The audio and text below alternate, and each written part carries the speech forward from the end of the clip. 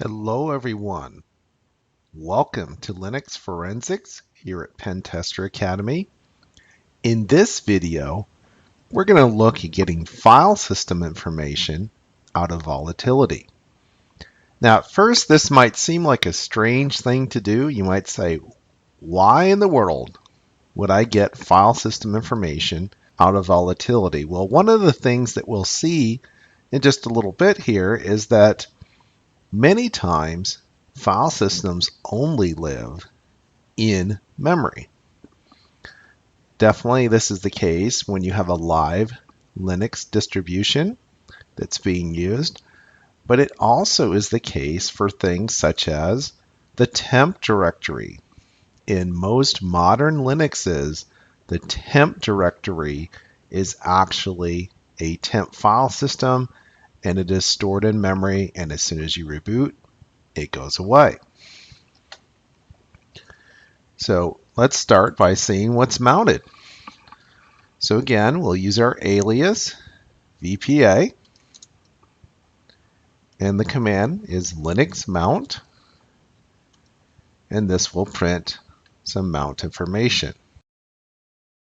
And now that that's done, I can look at what's been printed, and I will see various file systems that are being used. Most of them make sense right away. We can see here, it looks like this user has an extra external drive that's being mounted.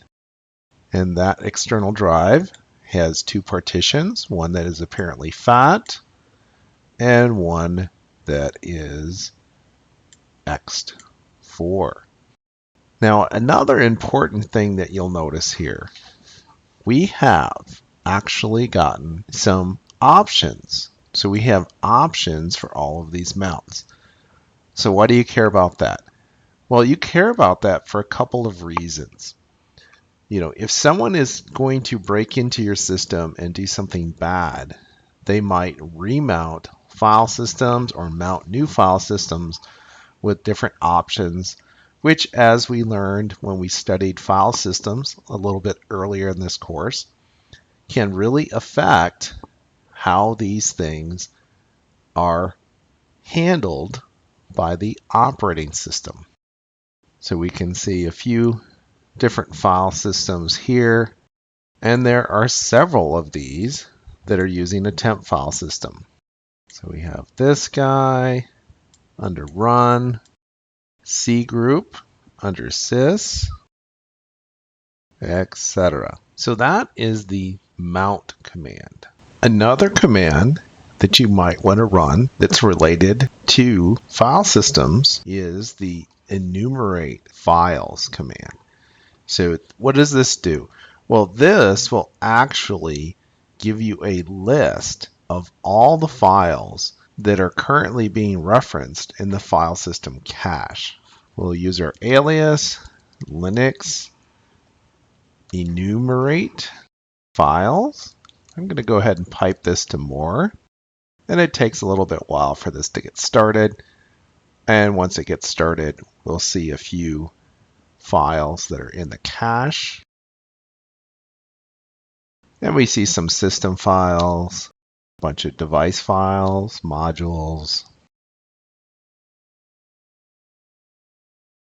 We also see some files from the John user. So here we can see that he has a few files cached. Some of these do look a little bit strange. It's not strange that his bash history is there, but some of these other files are in fact a bit odd. Why does this guy have some library files in his home directory? That seems a bit off.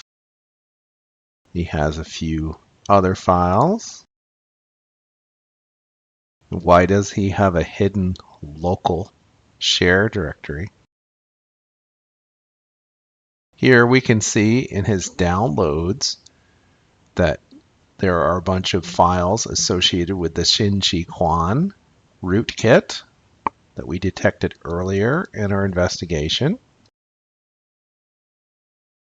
And here again, in our temp directory, we have a whole bunch of files.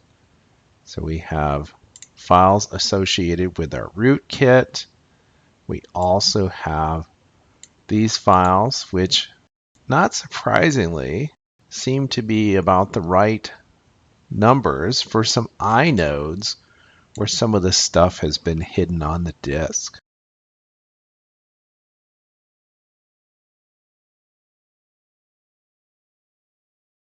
A bunch of devices, some proc files, some more sys files, this time for kernel stuff, some run files, and some more device files.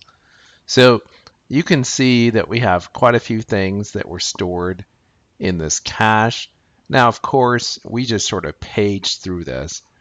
In a real investigation, you would probably want to send this to a file, and then you could use your fun tools such as grep in order to find something interesting. So those are a couple of simple things that you can do with file systems and volatility. Well, that's all for this video. As always, if you're enjoying these videos here at Pentester Academy, please tell a friend. We'll see you soon.